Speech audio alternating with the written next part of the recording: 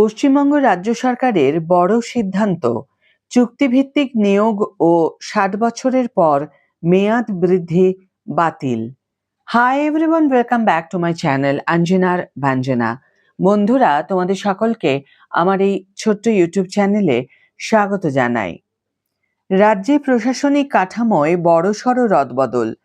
সোমবার ১১ই মে ২০২৬ নবান্নে স্বরাষ্ট্র ও পার্বত্য বিষয়ক দফতর থেকে একটি অত্যন্ত গুরুত্বপূর্ণ নির্দেশিকা জারি করা হয়েছে।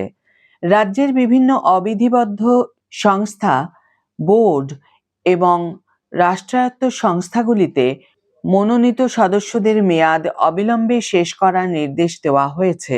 এর পাশাপাশি যে সমস্ত সরকারি আধিকারিক এবং কর্মচারীরা ৬০ বছর বয়সের পর অর্থাৎ অবসরের পরেও পুনর্নিয়োগ বা মেয়াদ বৃদ্ধির মাধ্যমে কাজ করছিলেন, তাঁদেরও অবিলম্বে বরখাস্ত করার নির্দেশ দিয়েছে রাজ্য সরকার। এই নির্দেশিকাটি উপযুক্ত কর্তৃপক্ষের অনুমোদন সাপেক্ষে জারি করা হয়েছে। নির্দেশিকার মূল বিষয়বস্তু কি? সরকারি নির্দেশিকায় স্পষ্টভাবে কয়েকটি বিষয়ে জোর দেওয়া হয়েছে। ১. মনোনীত সদস্যদের অপসারণ। সমস্ত অবিধিবদ্ধ সংস্থা, বোর্ড, অর্গানাইজেশন এবং রাষ্ট্রায়ত্ত সংস্থার মনোনীত সদস্য, ডিরেক্টর ও চেয়ারপারসনদের মেয়াদ অবিলম্বে বাতিল করা হচ্ছে। ২. পুনর্নিয়োগ বাতিল। স্বাভাবিক অবসরের বয়স ৬০ বছর পেরিয়ে যাওয়ার পরেও যেসব আধিকারিক বা কর্মীরা এক্সটেনশন বা পুনর্নিয়োগ পেয়েছিলেন, তাদের অবিলম্বে অপসারণ করা হবে। ৩. সচিবদের দায়িত্ব। রাজ্যের সমস্ত দফতরের অতিরিক্ত মুখ্য সচিব, প্রধান সচিব এবং সচিবদের এই নির্দেশিকা নিজেদের দফতরে দ্রুত কার্যকর করার নির্দেশ দেওয়া হয়েছে। নির্দেশিকাটির অনুলিপি রাজ্যের মাননীয় মুখ্যমন্ত্রী এবং মুখ্য সচিবের ব্যক্তিগত সচিবদের কাছেও পাঠানো হয়েছে। পাশাপাশি স্বরাষ্ট্র ও পার্বত্য বিষয়ক দফতরের প্রধান সচিবের কাছেও এর অনুলিপি পাঠানো হয়েছে। দ্রুত এই নির্দেশিকা কার্যকর করার কথা বলা হয়েছে।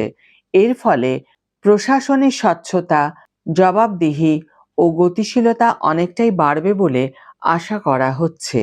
এই নির্দেশিকার ফলে সেই সমস্ত পদের দ্রুত অবসান ঘটবে এবং প্রশাসনে দীর্ঘদিনের পুরনো কাঠামোয় বদল আসবে।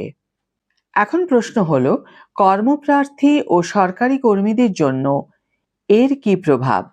এই নির্দেশিকা রাজ্যের শিক্ষিত বেকার যুবক যুবতী এবং বর্তমান সরকারি কর্মীদের জন্য বেশ কিছু নতুন সুযোগ নিয়ে আসতে পারে। দীর্ঘদিন ধরে যারা সরকারি চাকরির প্রস্তুতি নিচ্ছেন, তাদের জন্য এটি একটি অত্যন্ত ইতিবাচক খবর। ১. নতুন নিয়োগের সম্ভাবনা। অবসরের পর পুনর্নিয়োগ বাতিল হওয়ার সরাসরি অর্থ হল সরকারি দফতরগুলির বিভিন্ন স্তরে বিপুল সংখ্যক শূন্য পদ তৈরি হওয়া।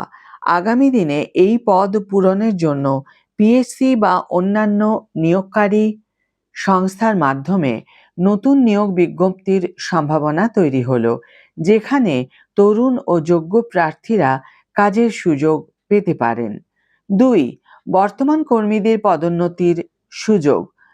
উপরের দিকের শীর্ষ পদগুলিতে থাকা অবসরপ্রাপ্ত আধিকারিকদের অপসারণের ফলে বর্তমান স্থায়ী কর্মীদের পদোন্নতির ক্ষেত্রে যে দীর্ঘদিনের জট বা স্থবিরতা ছিল, তা কেটে যাওয়ার প্রবল সম্ভাবনা রয়েছে। এর ফলে কর্মীদের কাজের প্রতি উৎসাহ বৃদ্ধি পাবে। ৩. প্রশাসনিক স্বচ্ছতা ও আধুনিকীকরণ। পুরনো নিয়মে চলা বা চুক্তিতে থাকা কর্মীদের অপসারণের ফলে প্রশাসনে আরও বেশি স্বচ্ছতা ও জবাবদিহি আসবে। নতুন প্রজন্মের সরকারি কর্মীরা আধুনিক প্রযুক্তি ও নতুন চিন্তাভাবনা নিয়ে কাজে যুক্ত হতে পারবেন, যা সরকারি ব্যবস্থাকে আরও দ্রুত, জনমুখী এবং দুর্নীতিমুক্ত করতে সাহায্য করবে। আজকের ভিডিও এখানেই শেষ করছি বন্ধুরা। ভিডিওটি যদি কার্যকর বলে মনে হয়ে থাকে তাহলে অবশ্যই একটি ছোট্ট করে লাইক দিও, শেয়ার করো বন্ধুদের সাথে, কমেন্ট করে জানিও তোমাদের মতামত। যারা এখনো আমার চ্যানেলটিকে সাবস্ক্রাইব করোনি তারা অবশ্যই চ্যানেলটিকে সাবস্ক্রাইব করে আমার পাশে থেকো। আর যারা অলরেডি সাবস্ক্রাইব করে দিয়েছো তাদের জন্য আমার অনেক ভালোবাসা এবং অনেক ধন্যবাদ। আজ তাহলে বিদায় বন্ধু। দেখা হবে পরের ভিডিওতে। ভালো থেকো, সুস্থ থেকো, সঙ্গে থেকো।